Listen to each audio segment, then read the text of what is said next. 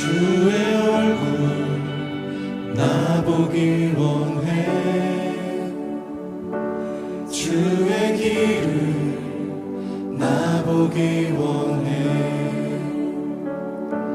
주의 영광 나보기 원해. 주님만 나 따라가리.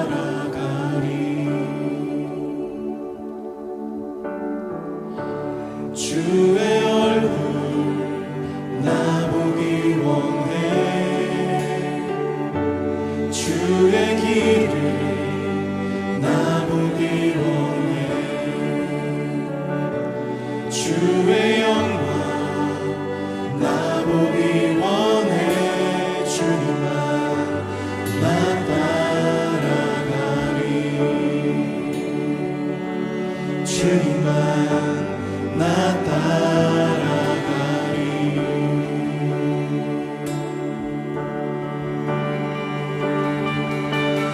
여호와로라 여호와로라 참 위롭고 은혜롭고 오래 참고 선함과 진리가 풍성한 주. 여호와로라 여호와로라 참 위롭고 은혜롭고 오래 참고 선함과 진리가 풍성한 주.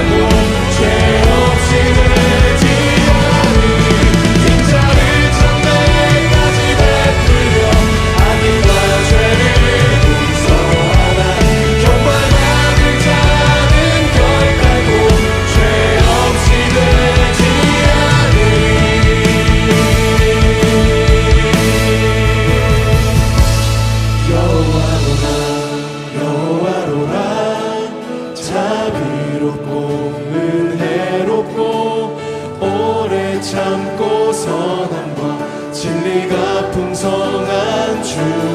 여호와로라 여호와로라 참 위롭고 은혜롭고 오래 참고 선함과 진리가 풍성한 주. 여호와로라 여호와로라 참 위롭고 은혜롭고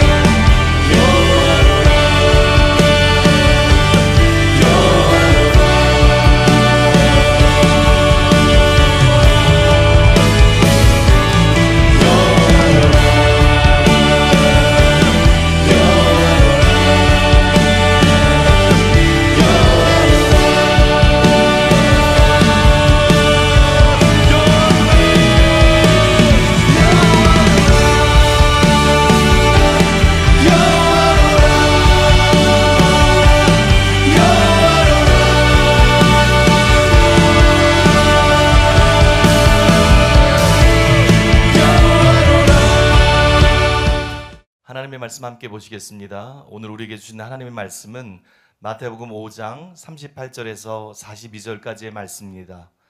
마태복음 5장 38절에서 42절까지의 말씀을 한 절씩 교독하고 마지막 절은 다 같이 읽겠습니다. 또 눈은 눈으로 이는 이로 갚으라 하였다는 것을 너희가 들었으나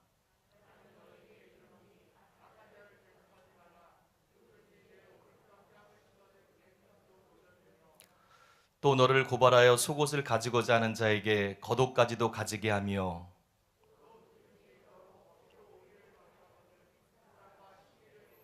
다 같이 내게 구하는 자에게 주며 내게 꾸고자 하는 자에게 거절하지 말라. 아멘. 이제 담임 목사님께서 나오셔서 동해복습법에 대한 올바른 이해라는 제목으로 말씀 선포해 주시겠습니다. 동해복습법에 대해서 지난 시간에 첫 번째로 이 구약의 동해복습법을 설명해 드렸고요. 그 다음에 두 번째로는 예수님의 가르침의 핵심, 동해복습법에 대한 예수님의 가르침의 핵심은 악한 자를 대적하지 말라 이것입니다. 이 악한 자를 대적하지 말라, 그거를 살펴봤고, 오늘은 세 번째로 주님이 제시한 구체적인 실천 방안들에 관해서 여러분들에게 설명해 드리기를 원합니다. 예수님은 우리가 어떻게 복수심을 버리고 또 어떻게 악한 자를 대적하지 말아야 하는지 아주 구체적이고 실제적인 그런 사례들을 들어서 설명하셨습니다. 마태복음 5장 39절로 42절. 누구든지 내 오른편 뺨을 치거든 왼편도 돌려대며 또 너를 고발하여 속옷을 가지고자 하는 자에게 겉옷까지도 가지게 하며 또 누구든지 너로 억지로 오리를 가게 하거든 그 사람과 심리를 동행하고 내게 구하는 자에게 주며 내게 꾸고자 하는 자에게 거절하지 말라. 이 네 가지를 살펴보면은 모욕을 당하는 상황, 또 법정에 고발당하는 상황, 그 다음에 로마 군병에게 징집당하는 상황, 그 다음에 돈을 빌려달라고 요청받는 상황, 이 불쾌감이 심한 곳에서부터 불쾌감이 덜한 순으로 그렇게 배열이 되어 있다는 것을 발견할 수 있습니다. 오늘은 이 네 가지 중에서 세 가지만 여러분들에게 설명해 드릴 것입니다. 그다음에 여러분들께서 특별히 궁금하게 여기시는 마지막 네 번째는 이제 다음 시간부터 다루게 될 것 같은데요. 첫째로 따라해 보겠습니다. 누구든지 내 오른편 뺨을 치거든 왼편도 돌려대며. 여러분 뺨 맞아본 적 있어요? 뭐 아마 몇 번씩은 있겠죠, 그죠? 저도 고등학교 3학년 때 그림을 잘 그렸어요. 그래서 뭐 선배들도, 미술부 선배들도 제가 가르치고 막 그랬었는데, 이제 제가 미술부를 탈퇴한다 그러니까 옥상으로 불러놓고 따귀를 때리는데 한 30대는 맞은 것 같아요. 이 뺨을 맞는다는 거, 이게 어떤 폭력보다도 나쁜 폭력이에요. 그죠? 때려도 뺨을 때리는 거는 굉장히 안 좋은 폭력입니다. 그래서 사람이 맞는 것 중에 제일 모욕감을 느끼는 게 뭐냐? 뺨을 맞는 거. 뺨을 맞는 게 제일 모욕감이 대단합니다. 더구나 오른편 뺨을 맞았다면 왼손잡이가 손바닥으로 때렸거나 아니면 오른손잡이가 손등으로 때렸다는 거예요. 보통은 오른손을 쓰죠. 그런데 오른편 뺨을 맞았다는 것은 결국 손등으로 때렸다는 거거든요. 그래서 근동에서는 손등으로 때리는 것은 야만적인 그런 행동으로 간주가 됐어요. 모욕 중에 모욕이라는 거예요. 그냥 뺨을 맞는 것보다 굉장히 모욕이라는 거예요. 때문에 손등으로 뺨을 때린 사람에게 보통 사람의 1년치 임금을 능가하는 굉장히 큰 돈이죠. 그런 벌금을 내게 했습니다. 이 후대 랍비들의 판결문에 그것이 나타나 있어요. 만사는 그 사람의 상태에 따른다. 한 사람이 상대를 때렸다면 200저주를 지급해야 한다. 만약 손등으로 때렸다면 400저주를 지급해야 한다. 오늘날도 동양에서는 손등으로 치는 것이 큰 모욕입니다. 여기서 동양이라 그러면 우리나라는 아니고 저쪽 이스라엘 가리키는 것 같은데, 아무튼 손등으로 치는 것이 큰 모욕이에요. 그래서 동해복수법의 그 룰에 따르면 어떻게 해야 되겠어요? 똑같이 뺨을 때려야 돼요. 그 사람이 나에게 오른뺨을 때렸으면 그 사람의 오른뺨을 때려야죠. 동해복수법에 의하면 똑같이 뺨을 쳐야 돼요. 근데 예수님이 동해복수법에 대해서 설명하시면서 뭐라 그랬느냐? 굉장히 터무니없는 말씀을 하신 거예요. 굉장히 터무니없는 말씀하셨는데 뺨 맞은 사람에게 왼편 뺨도 돌려대라. 오른편 뺨을 맞아서 불이 나는데 왼편 뺨도 돌려대라.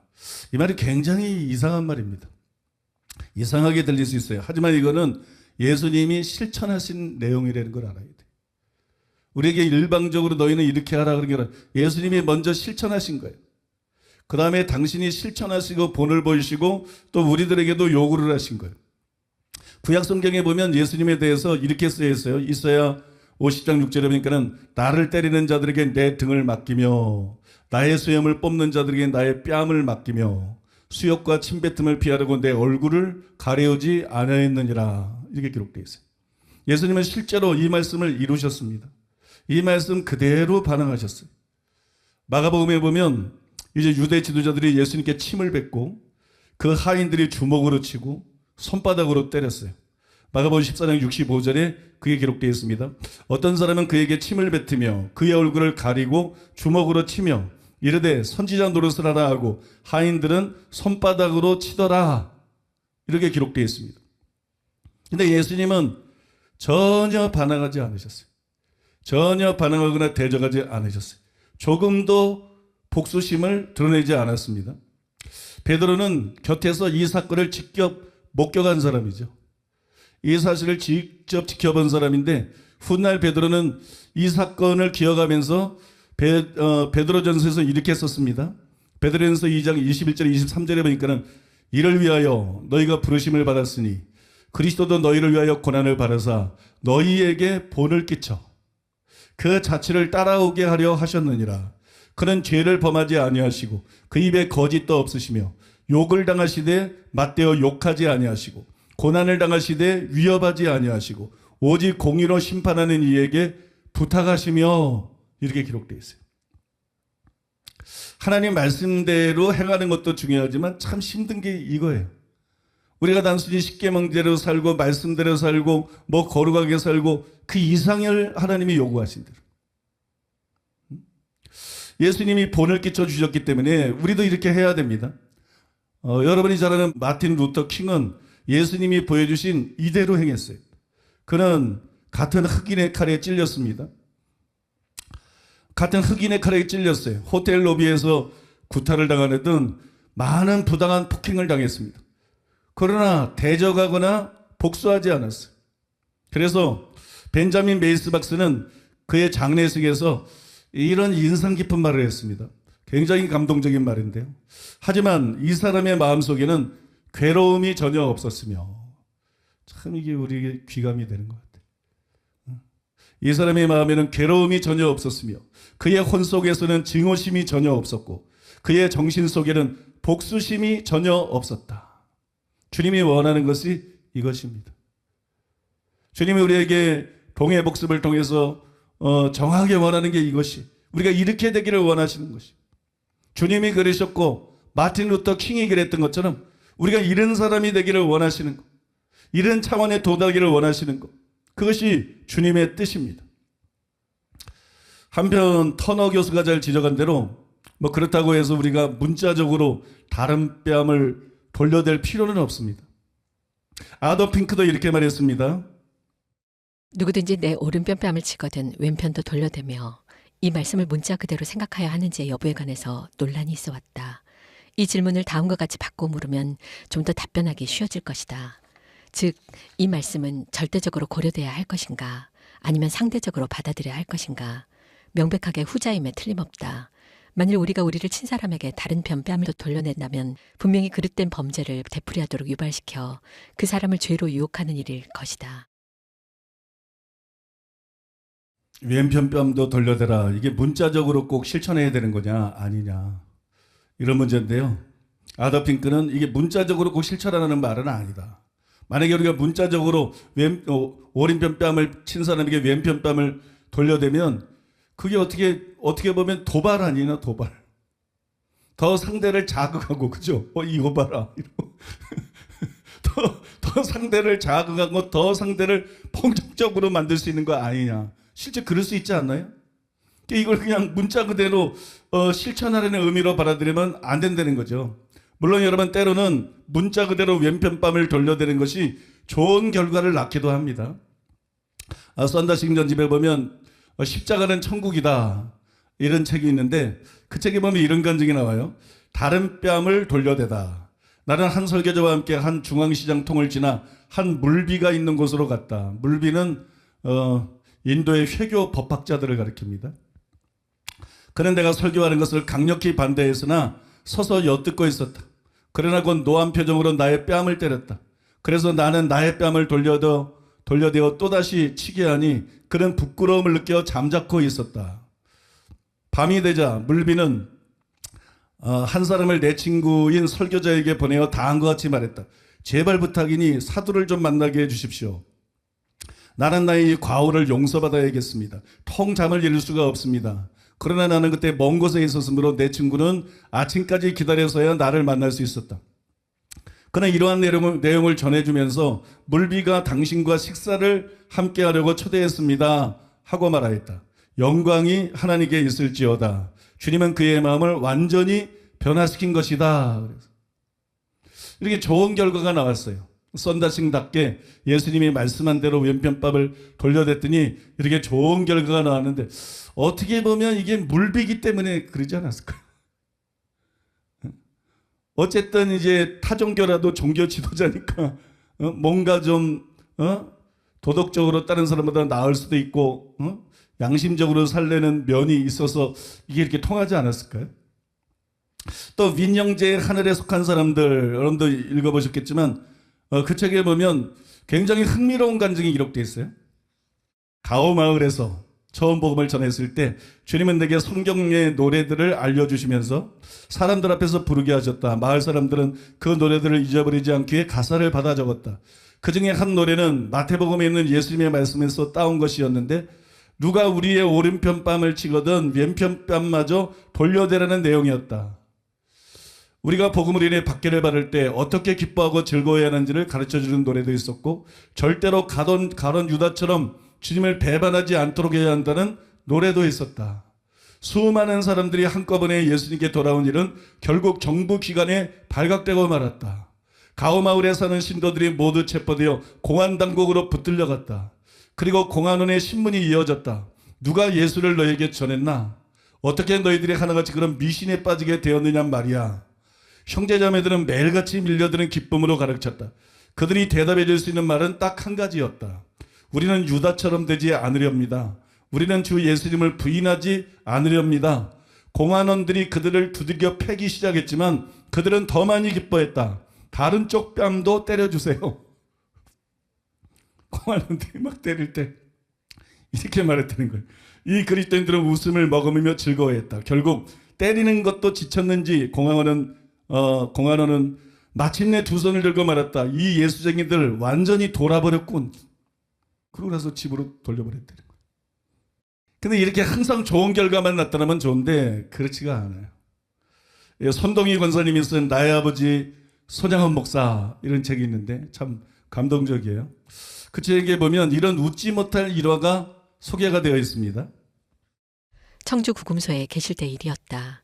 하루는 그곳 관리자가 와서 아버지가 소지하고 있던 성경과 찬송을 빼앗아 버리고 불교 서적을 한아름 들어다가 아버지 앞에 놓았다. 아버지는 그 책들을 빠짐없이 읽으셨다. 가져다 준 불교 서적을 다 읽은 아버지 앞에 당시 불교계에서 으뜸간다는 일본인 스님이 와서 앉았다. 교도관들이 아버지를 회유하기 위해 보낸 사람이었다. 두 사람 사이에 기독교가 진리냐 불교가 진리냐를 놓고 뜨거운 설전이 벌어졌다. 몇 시간 동안 한치의 양보도 없는 논리 싸움이 계속되었다.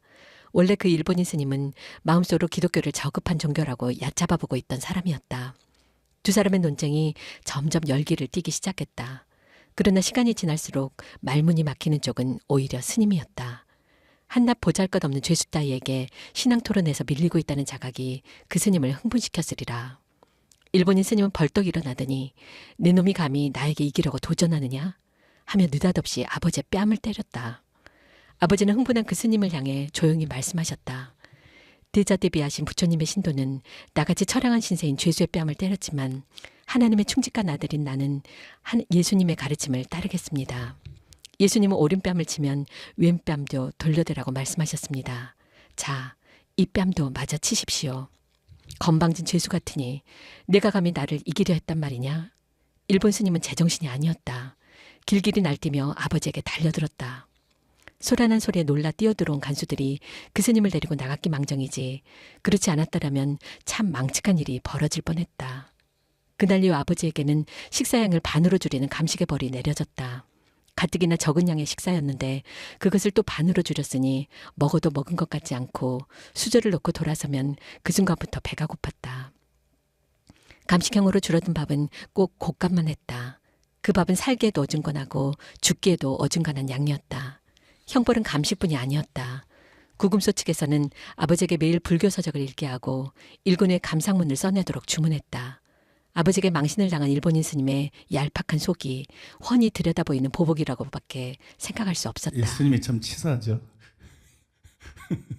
이게 참 치사한 스님인데, 근데 여러분 이 손양원 목사님은 우리나라가 낳은 가장 위대한, 정말 존경할 만한 그런 하나님의 사람 중에 한 분이라고 생각해요.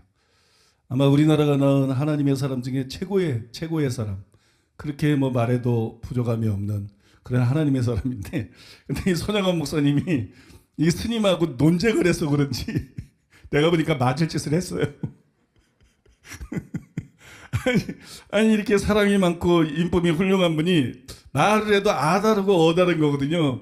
이 논쟁하다가 뺨을 딱 맞고 나서 대자대비하신 부처님의 신도는 나같이 처량한 신대의 죄수의 뺨을 때렸지만 하나님의 총지가 나들인 나는 예수님의 가르침을 따르겠습니다. 응? 예수님은 오른편 뺨을 치면 왼편도 돌려대라고 하셨습니다. 자, 이제 이 뺨마저 치십시오. 이건 진짜로 도발하는 거거든요.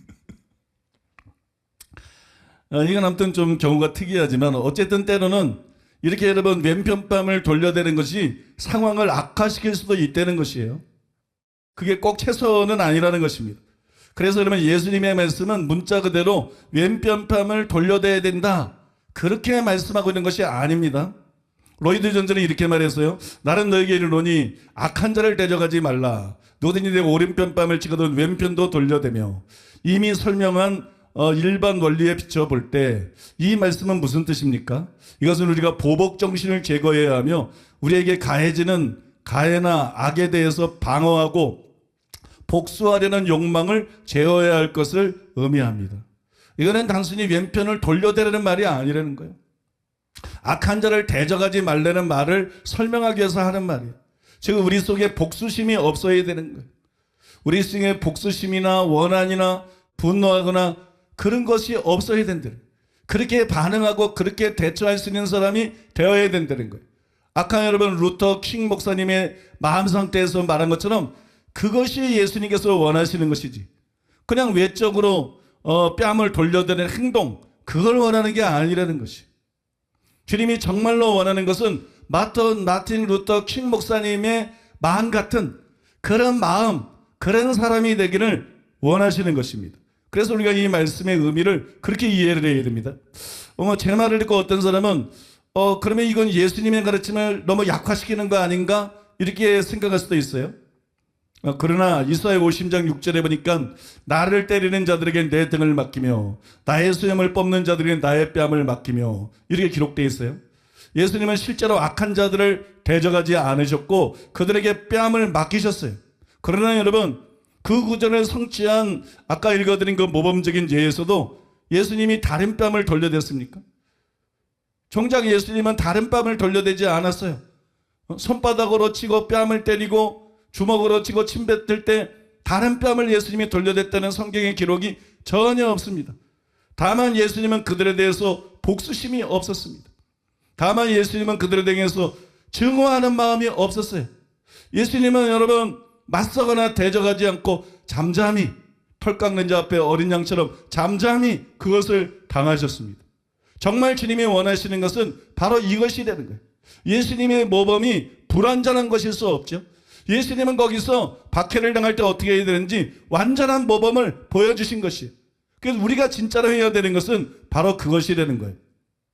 또 요한복음 18장에 보면 이런 말씀이 있어요. 요한복음 18장 22절로 23절 이 말씀을 하심에 곁에 섰던 아랫사람 하나가 손으로 예수를 쳐 이르되 내가 대제사장에게 이같이 대답하느냐 하니 예수께서 대답하시되 내가 말을 잘못하였으면 그 잘못한 것을 증언하라. 바른 말을 하였으면 내가 어찌하여 나를 치느냐 하시더라. 이처럼 주님은 대제사장의 하인이 손으로 칠 때 다른 쪽도 때려주시오 이런 게 아니라 항의하셨어요. 주님은 폭력에 폭력으로 대응하지는 않았지만 그의 폭력을 질책했습니다. 보복의 정신으로 그렇게 한 것이 아니라 공의의 정신을 따라서 그렇게 했어요. 그의 잘못을 깨닫게 해주기 위해서 예수님이 그렇게 했습니다. 또한 여러분, 사도 바울도 문자 그대로 무조건 뺨을 돌려대지는 않았습니다.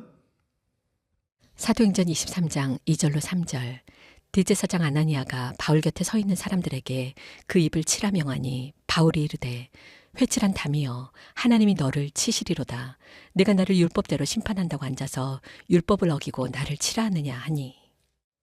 여기도 마찬가지죠. 바울이 말하는데 대제사장이 그 입을 치라. 그 옆에 있는 사람이 치니까 요쪽 입도 쳐주세요. 그런 것이 아니라 여러분 그렇게 안 했잖아요. 오히려 항의했잖아요. 내가 율법대로 심판한다고 앉아서 율법을 어기고 나를 치라 하느냐. 그건 악한 것이기 때문에, 그 불법이기 때문에 그렇게 하셨잖아요. 그러므로 예수님이 왼편도 돌려대라 이 말씀을 통해서 가르치고자 하신 것은 행동의 철칙이 아니라는 것이, 누가 때리면 너는 반드시 다른 편을 돌려대라, 언제든지 그렇게 해라, 그게 나의 뜻이다, 이런 얘기가 아니라는 것입니다. 이 말씀을 문자 그대로 그렇게 이해하면 안 되는 것이, 예컨대 키노 교수는 예수님께서 처음부터 끝까지 과장법을 사용하신다고 주장을 했습니다. 어느 정도 일리가 있는 말이에요. 또 여러분, 로버트 탄네일은 초점이 있는 사례라고 말했어요. 이 사례는 초점이 있는 사례들이다, 이 네 가지는. 그래서 거기에 초점을 맞춰야 바르게 이해가 된다는 거예요. 그 초점을 맞추지 않고 그냥 이 사례들을 읽으면 오해할 수가 있다는 얘기입니다. 또한 여러분, 존 스토트는 이렇게 썼어요. 예수님의 가르침에 내포된 뜻을 피하지 않으려는 결심에 우리가 아무리 성실하다 할지라도 우리는 그 네 가지 간결한 예증을 상상력과 융통성이 없는 직역주의로 받아들일 수는 없다. 이것은 부분적으로는 그러한 것들이 세부적인 규정으로서가 아니라 어떤 원리의 예증으로서 주어졌기 때문이며, 또한 예증하려고 의도된 원리를 지지하는 것으로 간주되어야만 하기 때문이다. 그 원리는 사랑이다. 똑같은 말이죠, 그죠?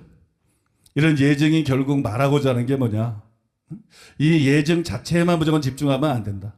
이 예증을 통해서 예수님이 정말로 말하고자 하신 것은 무엇일까? 그거는 사랑이다. 그냥 뭐 뺨을 돌려대고 뭐 이런 게 아니다.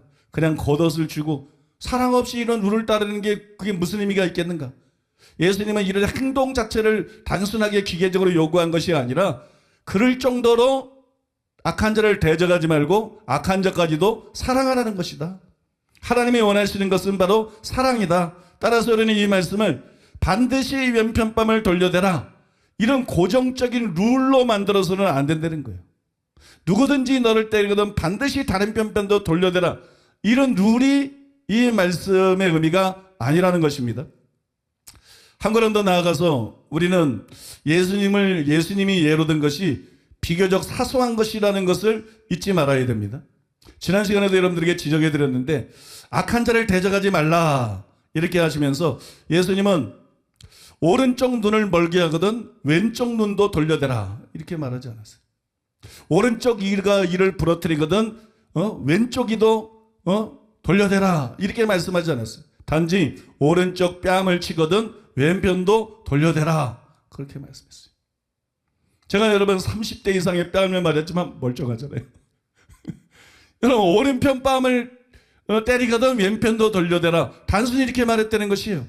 이 사실에 근거해서 아더 핑크가 이렇게 말했어요. 이 말씀에서 그리스도는 일상적인 다툼이나 논쟁을 질책하셨다. 얼굴을 얻어맞는 일은 생명 그 자체가 위험에 빠지는 일과는 크게 다르다는 사실을 명심해야 한다.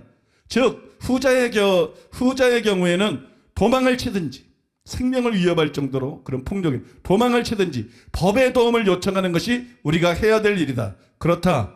우리는 죽임을 당하기보다는 스스로를 방어할 방도를 찾아야만 한다. 당연한 말 아닙니까, 여러분?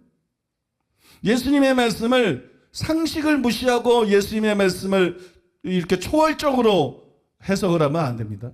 그런 식으로 이해하면 안 됩니다. 예수님은 상식적인 분입니다. 그러므로 이 말씀은 중대한 신체적인 상해에 대해서 법적 조치를 취하는 것, 고소하는 것, 그런 것을 금한 것이 아니라는 것이에요. 그랜트 오스본의 말에도 이게 나타나 있는데요. 표면적으로 이것은 정의의 원칙을 거부하는 것처럼 보인다. 따라서 역사적으로 많은 사람이 이 명령을 거부했다. 뭐 예를 들어서 해방신학자들은 그냥 공산주의자들입니다. 이 사람들은 기독교인이 아니고 그냥 기독교 내부에 들어온 이단이고 공산주의자들입니다. 그래서 나라를 공산화시키려고 하는 사람들입니다. 그들이 이런 걸 받아들일 리가 없죠. 그죠? 하지만 대부분 예수님이 법적 권리보다 개인적인 복수 수준에서 보복 수준에서 말씀하시는다는 것에 동의한다. 즉 법적으로 고소해야 될 거를 막는 게 아니라는 거예요. 뭐 뺨 때린다고 넌 난 뺨 때렸으니까 고소한다. 이런 거는 예수님 말씀에 위배되는 거예요. 그러나 여러분 심각한 그런 상해들에 대해서는 법적인 책임을 당연히 공의의 차원에서 물을 수 있는 것입니다.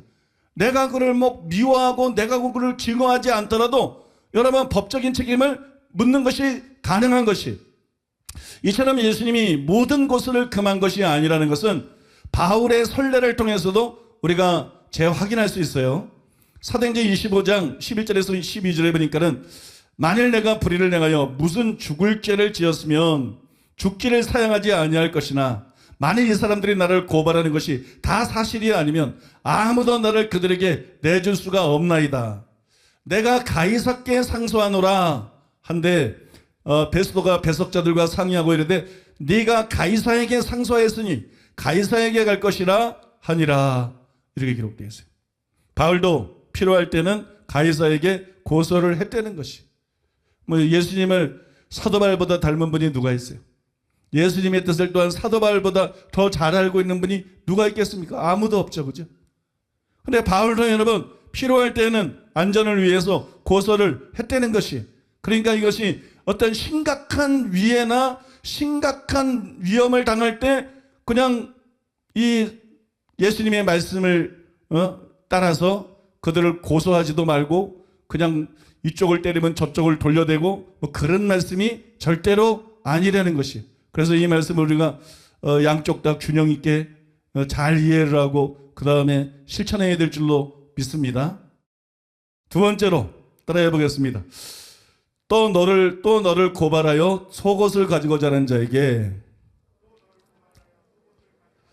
겉옷까지도 가지게 하며. 여러분들 그런 생각들을 아마 많이 해보셨을 텐데, 제가 어릴 때 성경을 읽는데 이 구절을 읽는데 참 더럽다. 이해가 안 가는 거야. 이해가 안 가네. 왜 저렇게 남의 속옷을 가지려고 할까? 남이 입었던 속옷을 찝찝해서 빨아서 입어도 그렇지 어떻게 입나? 뭐 이런 생각을 했던 적이 있어요. 왜냐면 이게 번역을 그만큼 잘못해서 그래요. 여기서 속옷은 우리가 생각하고 있는 그런 속옷이 아닙니다. 왜 당시에 이 남자들은 두 겹의 옷을 입었어요. 두 겹의 옷을 입었는데 겉에 있는 옷은 겉옷이라고 불렀어요. 성경에 겉옷이라는 말이 많이 나와요. 또 성경에 속옷이라는 말도 많이 나오는데 속에 있는 옷은 속옷이라고 그랬어요. 간단합니다. 두 겹의 옷을 입었는데 겉에 있는 옷은 겉옷, 속에 있는 옷은 속옷. 그러니까 우리가 생각하는 속옷은 속에 있는 옷 속에 입은 것이에요. 그거는 여러분 속옷인 거예요. 그러니까 속옷은 우리가 생각하는 속옷이 아니에요. 이 속옷을 히브리어로 쿠토네트라고 하는데 쿠토네트는 오늘날 우리가 입는 속옷하고는 많이 다르죠. 예를 들어서 오늘날 속옷만 입고 밖에 막 나돌아다니면 그 정신병자라 그러지 않겠어요? 그런데 여러분 예수님 당시 때에는 쿠토네트라고 불리우는 속옷을 입고 밖을 돌아다녔어요. 밖에 나가서 일도 했어요. 성경에 보면 그래서 이런 말씀이 있습니다. 마태복음 24장 18절에 보니까는 밭에 있는 자는 겉옷을 가지러 뒤로 돌이키지 말지어다. 무슨 얘기예요? 지금 속옷만 입고 있대. 집이 아니고 밭에 나와서 일하고 있는데 밭에 있는 자는 겉옷을 가지러 뒤로 돌이키지 말지나 속옷만 입고 밖에 나와서 속옷만 입고 밭에 와서 일하고 있는 거예요. 이처럼 속옷은 완벽한 외출복은 아니었지만 밖에서 일할 때 편하게 입을 수 있는 그런 옷이었어요. 이 옷은 어떤 옷이냐면 그렇게 설명하는 게 좋을 것 같더라고. 제가 주석들이 읽는데 개념은 잡히는데 그게 딱 안 그려지더라고. 그러니까 이 쿠토네트라는 이 속옷은 어떤 거냐면은 이런 옷입니다. 두 개의 커다란 천, 앞에 대는 천, 뒤에 대는 천. 이 두 개의 커다란 천을 머리 들어가는 거 남겨놓고 양팔 나가는 거 남겨놓고 나머지 다 꼬맨 거예요. 그게 속옷이에요. 그러니까 머리하고 팔 나갈 수 있는 그건 구멍만 남기고 꿰맨 굉장히 단순한 옷입니다. 그죠? 굉장히 단순한 옷. 이 옷은 길이가 발목까지 내려올 정도로 길었어요. 그리고 소매는 짧았어요. 금방 여러분 그려지지 않습니까? 흰색 세마포로 만든 머리 들어갈 구멍 뚫어놓고 팔 내놓을 구멍 뚫어놓고 짧은 팔에다가 발목까지 내려오는 그런 흰옷. 이것이 여러분 바로 이 성경 말씀에 나오는 속옷이. 그러니까 오늘날 우리가 생각하는 속옷하고는 완전히 다른 옷입니다. 그런데 본문에 보면 누군가 예수님의 제자를 법정에 고발하려고 하고 그 이유는 나타나 있지 않아요. 뭐 어떤 연유인지. 근데 목적은 분명히 나타나 있어요. 저 사람의 속옷을 빼앗아야 되겠다. 저 속옷을 가져와야 되겠다. 이게 목적이에요. 그러니까 상대방이 지금 속옷을 노리고 고발하려고 하는 찰나인데 예수님이 말씀하신 게 뭐라 그러냐? 속옷은 물론이고 겉옷까지로 주라. 그렇게 말씀했어요. 이 말은 굉장히 충격적인 말이죠. 속옷을 방어해야 되는데 속옷을 방어하기는커녕 겉옷까지로 내주려니까 파격적인 말인데 더구나 이 말은 구약 성경에 기록되어 있는 그 이스라엘의 관습에 비추어 볼 때 굉장히 더 파격적인 말이에요. 이 겉옷이라는 것은 여러분도 아시겠지만 이불로도 사용이 됐어요. 겉옷은 이불로도 사용이 되었기 때문에 전당을 잡을 수는 있었어요. 잠시 전당을 잡을 수는 있었지만 빼앗지는 못했어요. 왜냐하면 밤에 그러면 덮을 이불이 없는 거니까. 가난한 사람들은 옷도 많이 없고 그게 전부인 경우가 많으니까 그래서 이걸 낮에 전당 잡을 수는 있어도 밤이 되기 전에 돌려줘야 됐어요. 그게 여러분 성경의 룰입니다. 그게 하나님이 정하신 법이에요. 출애굽기 22장 26절 27절에 보니까는 내가 만일 이웃의 옷을 전당 잡거든 해가 지기 전에 그에게 돌려보내라. 그것이 유일한 옷이라. 그것이 그의 알몸을 가릴 옷인즉 그가 무엇을 입고 자겠느냐? 그가 내게 부르짖으면 내가 들으리니 나는 자비로운 자이민이라. 이렇게 말씀했어요. 이 겉옷에 대한 얘기죠. 그 다음에 신명기 24장 12절에 13절에 보니까 그가 가난한 자이면 너는 그의 전당물을 가지고 자지 말고 해질 때에 그 전당물을 반드시 그에게 돌려줄 것이라. 그리하면 그가 그 옷을 입고 자며 너를 위하여 축복하리니 그 일이 네 하나님 여호와 하나님 앞에서 내 공의로움이 되리라. 그렇게 말했어요. 이게 큰 일이 아니라 작은 일에 충성하는 사람이 충성된 사람이에요. 사랑도 거창한 일이 아니라 작은 일에 신경 쓸 수 있는 게 진짜 사랑이에요. 작은 거를 생각할 수 있는 거. 그죠? 이건 자기가 경험하지 않으면 거의 알 수 없는 거예요. 막 집을 팔아 구제하고 막 이런 게 아니라 이런 작은 거. 하나님이 사랑이시라는 것이 하나님이 얼마나 놀라운 사랑인가. 하나님이 아신 게 뭐가 있어요. 근데 하나님이 이런 법조항들을 계속 말씀하신다. 굉장히 하나님은 섬세하시다. 하나님은 사랑이시고 하나님은 우리 머리털을 다 세실 정도로 우리 각 사람에 대해서 세세한 관심을 갖고 계신다. 믿습니까? 여러분 우리가 사랑을 실천해도요 남에게 보이기 위해서 막 거창한 일말인 게 아니라 이런 사랑을 실천해야 돼. 꼼꼼해야 돼 사랑이. 그죠? 꼼꼼해야 돼. 하나님을 본받아서 그런 사랑을 실천하는 사람들 되시기를 바랍니다. 그런 저 여러분 되시기를 바랍니다. 여러분 이 말씀들 때문에 고소한 사람이 법적으로 빼앗을 수 있는 속옷만 노린 것일 수가 있어요. 그런데도 예수님은 법적인 권리를 포기하고 법적인 겉옷에 대한 권리를 포기하고 그 겉옷까지도 주라고 하셨어요. 그럴 정도로 철저히 복수심을 버리라는 것이에요. 철저하게 복수심을 버리고 악한 자를 대적하지 말라는 것이에요. 그런 정신으로 살려는 것입니다. 그런 마음으로 살려는 것입니다. 그런 사람이 되라는 것입니다. 호전적인 사람이 되지 말고, 복수심에 불타오르는 사람이 되지 말고, 남과 싸우는 사람이 되지 말고, 믿습니까? 이런 사람이 되려는 것이에요.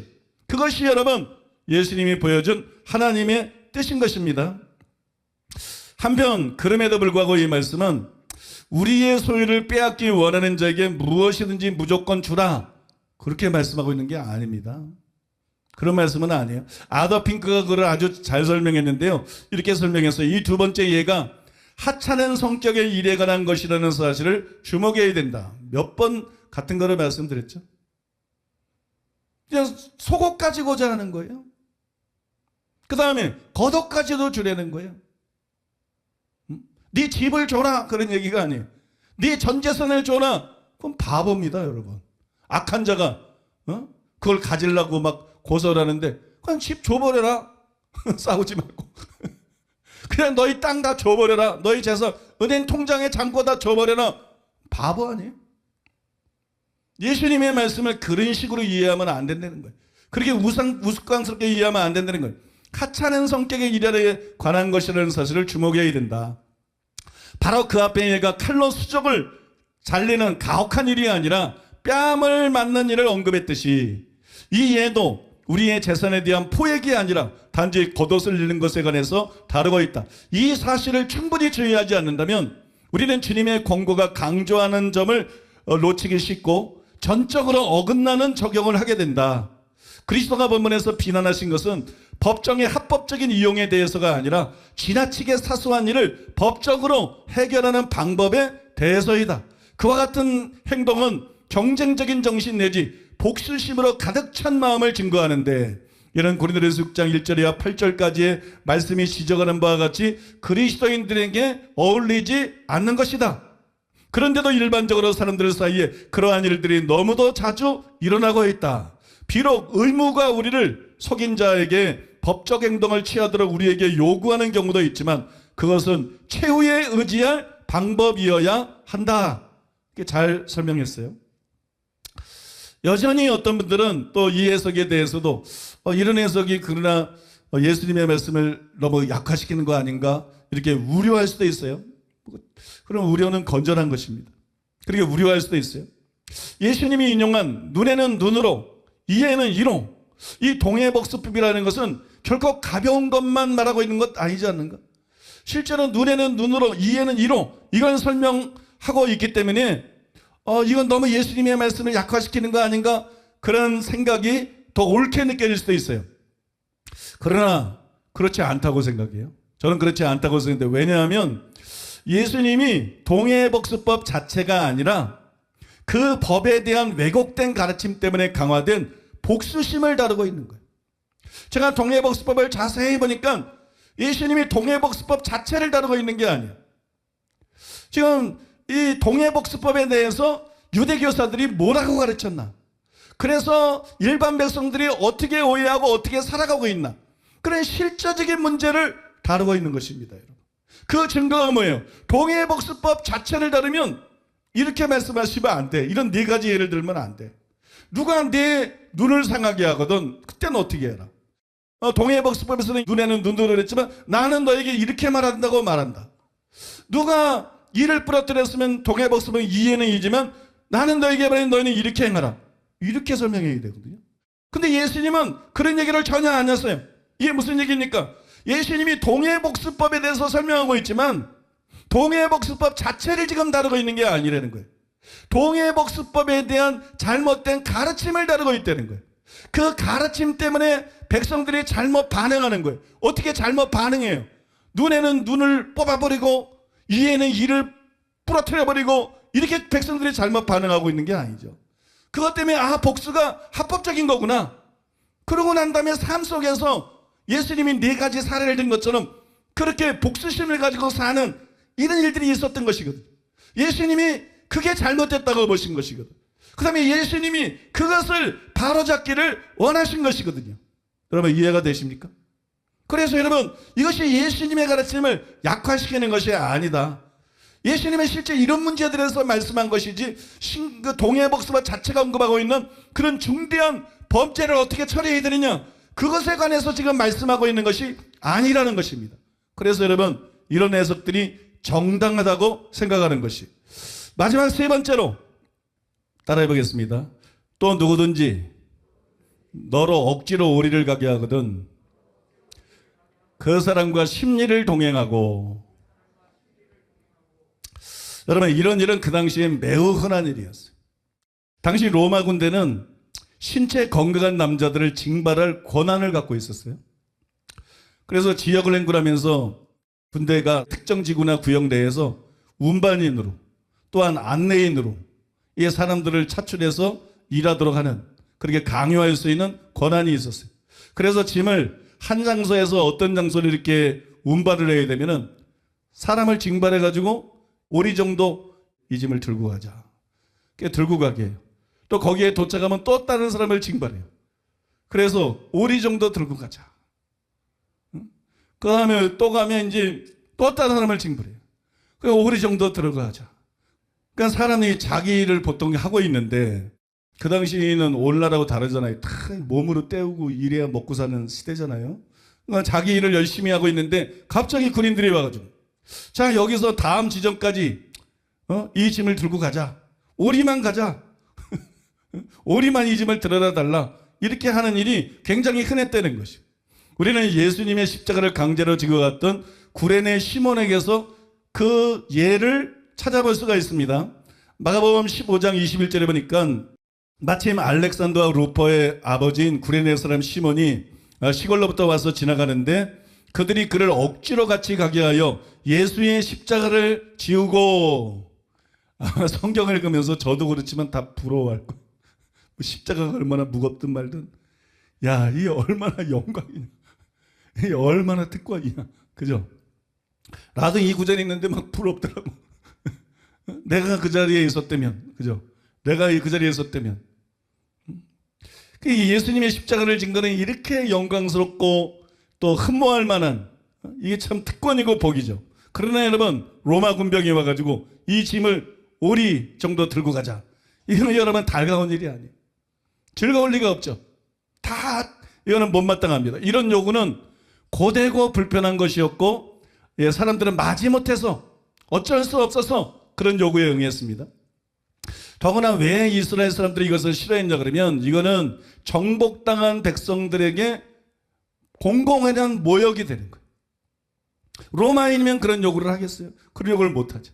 그런데 로마가 정복한, 그죠? 정복당한 나라의 백성들이기 때문에 힘이 없고 그들의 압제 아래에 있어서 그들이 부르면 갈 수밖에 없고 그들이 오랫동안 무거운 짐을 들어달라면 들어줄 수밖에 없고, 이게 일종의 굴욕이잖아요. 굴욕. 일을 하면서 굴욕함을 느끼기 때문에 유대인들은 그걸 굉장히 싫어했고 또 그런 일들에 대해서 분노심을 느꼈어요. 너무 당연한 것입니다. 사람들이 생각할 때 너무 당연한 것이에요. 근데 예수님은 이것도 잘못했다는 거예요. 그래서 로마 군병들을 미워하고, 속으로는 미워하고 속으로는 욕하고 속으로는 화내면서 어쩔 수 없이 오리를 가는, 이것은 일반 사람들은 이게 당연한 거지만 그리스도인은 세상의 빛이다. 그리스도인은 세상의 소금이다. 그래서 그리스도인은 달라야 된다는 거예요. 그래서 예수님께서 여기에서 이것을 포함시킨 거예요. 예수님은 이런 불쾌하고 강제적인 일에도 불평하거나 노여워하지 말고 도리어 그들의 요구를 초과해서 자발적으로 응하라고 말씀을 했습니다. 여러분, 군대에서는 이런 일이 굉장히 많습니다. 군대는 이런 일이 굉장히 많죠. 그럴 때 이 말씀이 굉장히 도움이 되는 말씀이에요. 그러나 이것이 어떻게 보면 우리하고 무관한 것 같은데 무관하지가 않아요. 사회는 그렇게 정의롭지가 않습니다. 가정뿐만이 아니라 직장이나 학교나 어디든 그렇게 정의롭지가 않습니다. 꼭 시켜야 될 일만 시키지 않습니다. 꼭 시켜야 될 일만 시키지 않고 꼭 요구해야 될 것만 요구하지 않아요. 그래서 우리 속에서 분노심이 올라올 수 있어요. 우리 속에서 적대심이 올라올 수 있어요. 여러분, 우리 지금 이 시대에도 직장이나 여러 곳에서 이와 유사한 달갑지 않은 일들을 억지로 해야 될 그런 상황들을 우리가 수시로 겪을 수 있다는 것입니다. 얼마든지 겪을 수가 있다는 것이, 그때 우리가 어떻게 해야 되느냐? 예수님의 이 말씀을 기억하려는 거예요. 누가 너희를 오리를 가져 하거든 도리어 십리를 가져라. 왜? 그 사람이 옳아서가 아니라, 그 사람이 정당해서가 아니라, 너는 그리스도인이니까. 너는 변화된 사람입니까? 너는 하나님의 성품을 반영하는 사람입니까?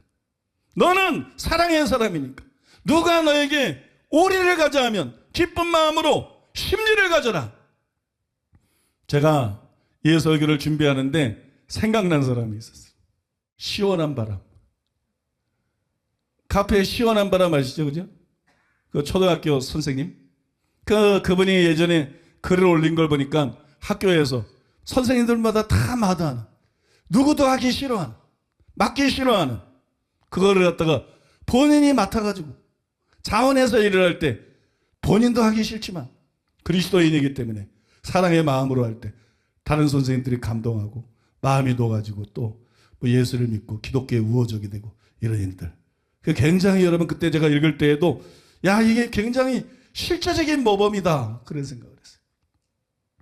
뭐 눈에 띄는 굉장한 일을 하는 것보다도 이게 참 하나님의 사랑이 섬세한 것처럼 이게 아주 작은 일 같으면서도 굉장히 실제적이고 중요한 일이다. 어제 제가 식사를 할 때 김옥계 목사님 얘기를 들어보니까 김옥계 목사님이 뭐 성경 읽기 프로젝트를 하고 그 다음에 재책 읽기 프로젝트를 하고 또 뭐 완독한 사람은 또 뭐 이독 프로젝트를 하고 그런 일을 다 하고 난 다음에 암만 해도 성경 읽고 또 암만 해도 책 읽고 그러다 보면 가정생활에 소홀할 거 아니에요. 그죠? 남편에게도 소홀하고 자녀들에게도 소홀하고 그래서 그 다음 프로젝트를 갖다가 집안 치우기 무슨 프로젝트를 했다며?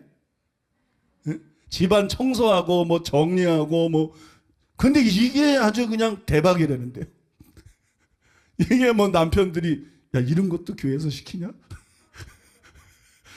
이것도 교회에서 프로젝트를 시키냐? 그러면서 너무 좋아하고 또 시간이 남으면 이제 친척집에 가서 해주니까 그 사람들이 감동해서 예수 믿고 교회 나온다 그러고 뭐 그런 일들이 많다고 그런 간증들이 보고들이 많다고 그냥 시작한 일인데 이게 생각보다 열매들이 엄청 많다고. 여러분 사람은 진심이 통하는 거야. 그냥 거창한 일, 그럴싸한 일, 뭐 충격적인 일 이거 하나 가지고 사람 마음이 바뀌는 게 아니에요. 하나님의 말씀을 보세요. 추수할 때 이삭을 다 거두지 마라. 이삭이 흐트러졌으면 그냥 가난한 삶에서 내버려둬라. 한 모퉁이는 뭐 그냥 다 베지 마라. 과일을 딸 때에도 꼭대기에 있는 건 몇 개는 남겨둬라. 가난한 사람을 위해서 남겨둬라. 그 다음에 짐승들을 위해서라도 남겨둬라. 여러분 이게 만왕의 왕이신 하나님의 명령이에요. 온 우주를 지배하고 온 세상을 다스리시는 그 하나님께서 얼마나 그 사랑이 섬세하십니까? 그죠? 이삭도 다 줍지 마라. 과일도 다 따지 말고 몇 개씩 남겨놔라. 아이고 하나님이 무슨 할 일이 없어가지고 겉옷을 전당 잡혔거든. 저녁이 되기 전에 반드시 돌려주라. 그 사람 뭐 입고 자냐? 이게 하나님이라니까 여러분. 이게 하나님. 이렇게 작은 일에 충성된 자가 진짜 충성된 자인 것처럼 작고 섬세한 일에 사랑을 실천하는 자가 진짜 사랑을 실천하는 자. 거창한 봉사, 여러분 거창한 봉사가 아니라 그런 눈에 띄지 않는 작은 마음 씀씀이, 그죠? 작은 실천, 이런 것이 여러분 사람들의 마음을 감동시키는 것이에요. 우리가 산상수훈을 통해서 개인적으로 팔복의 사람이 되고 서기관과 바리새인보다 나은 은혜를 가진 사람이 될 뿐만 아니라 우리가 여러분 산상수훈을 통해서 점점 이 섬세한 사랑이신, 크고 위대한 사랑일 뿐만 아니라 작고 섬세한 사랑이신 이 하나님의 사랑, 이 하나님의 마음, 그리고 이 하나님의 성품을 닮아가야 될 줄로 믿습니다. 믿습니까? 하나님을 섬세하게 닮아가는 여러분 되시기를 바랍니다. 그렇게 해서 주님을 닮는 자가 나중에 천국에 갔을 때 해와 같이 빛나는 자가 될 줄로 믿습니다. 선교사로 꼭 나거나 목회를 하거나 뭐 몇천 명을 전도하거나 그런 사람이 천국에서 큰 자가 아니고, 여러분 그렇게 섬세하게 주님을 닮아가고 섬세하게 사랑을 실천하고 섬세하게 봉사하고 작은 일에도 충성하고, 눈에 띄든 안 띄든 작은 일에도 충성하고, 그런 사람이 되어갈 때 정말로 천국에서 큰 자가 될 줄로 믿습니다. 저와 여러분들이 다 그런 사람 되시기를 예수님의 이름으로 축복합니다. 우리 들은 말씀 기억하면서 주님, 제가 그런 사람 되기를 원합니다. 유명한 사람이 아니라, 큰 일하는 사람이 아니라, 막 거창한 일을 하는 사람이 아니라 섬세하신 하나님이 주목하실 수 있는, 그분이 알아주는 사람 되게 하여 주시옵소서. 하나님께 인정받는 사람 되게 하여 주시옵소서. 하나님이 기뻐하는 사람 되게 하여 주시옵소서. 주님, 우리가 그런 사람으로 변화되기를 원합니다. 오늘의 말씀을 통해서 깨달음을 주셨사오니 성령을 부어주시고 성령으로 충만하게 하시고 우리가 그런 사람으로 빚어지게 하여 주시옵소서. 기도하겠습니다.